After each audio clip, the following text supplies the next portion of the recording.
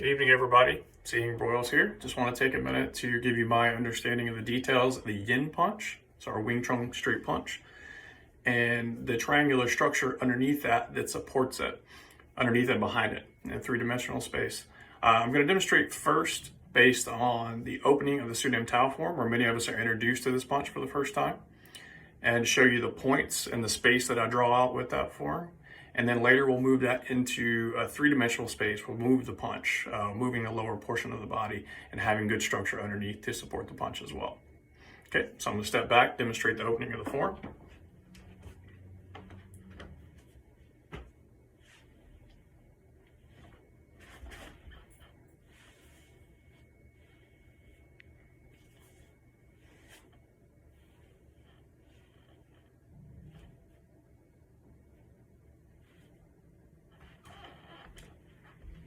So we can see in those first few movements of the opening of the form, we're going to be drawing out our space in front of us. And this is where we get our understanding from of how to support this punch. This is where we get our understanding of the Wing Chun formula, which is 1, 2, 3, 5, 5, 9.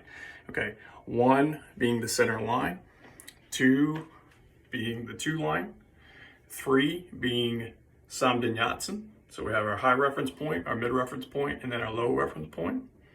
Okay. The first 5 on that is the 5 lines across the body. So we have the outside, the yang line, yin line, the center line, next yin line, and then the yang line. So this bisects the body and divides it up into 5 lines here. And this is where we're going to operate from in the width dimension. Okay, so again, we're kind of two-dimensional right now, operating in width. And then the next 5 is the battle array, which we can talk about later. And then the 9 is the 9 gates or quadrants that are drawn out in front of me, in the space in front of me. And this is where I operate. I don't go outside of that space, or I lose efficiency. And that kind of is the heart of what is Wing Chun, is operating at maximum efficiency. And once I have this understanding and I have the structure and I've drilled this enough, I have the maximum efficiency. If I move outside of this in any way, I'm going to lose that efficiency, start to lose efficiency. Can still be good, can still be strong, can be a good solid punch, but it starts to lose that maximum efficiency aspect to it. So we could see in the opening of the form, when I came up, my wrist came to my high reference point here, just above the bridge of the nose. Okay, so I'm drawing that space out. That's as far as I can reach and not be out of that space in the 9 gates. Okay.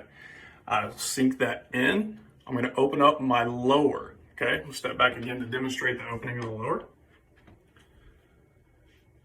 So I feet out, then heels out, sink that down, and tuck my pelvis.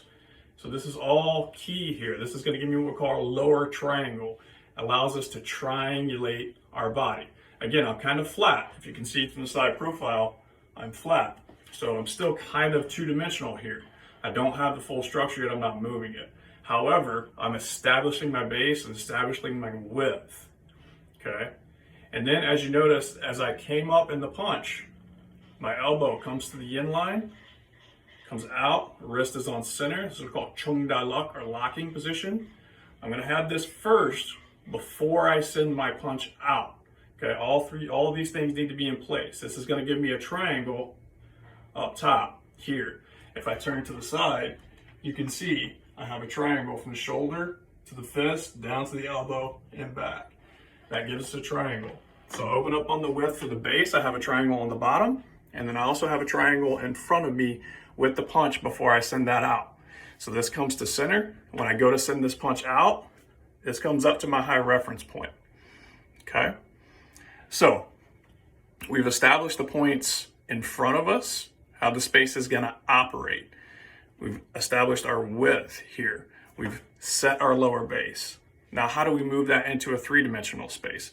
This is one of the key aspects of Wing Chun punch that a lot of people don't pick up on. You see a lot of people standing flat here, flat on the bottom, flat here, no depth, and just going straight down the middle, okay? So that's kind of a one-dimensional understanding of what is the Wing Chun punch, or the yin punch. Okay, so I'm going to step back again now and then move this into the three-dimensional space. Okay.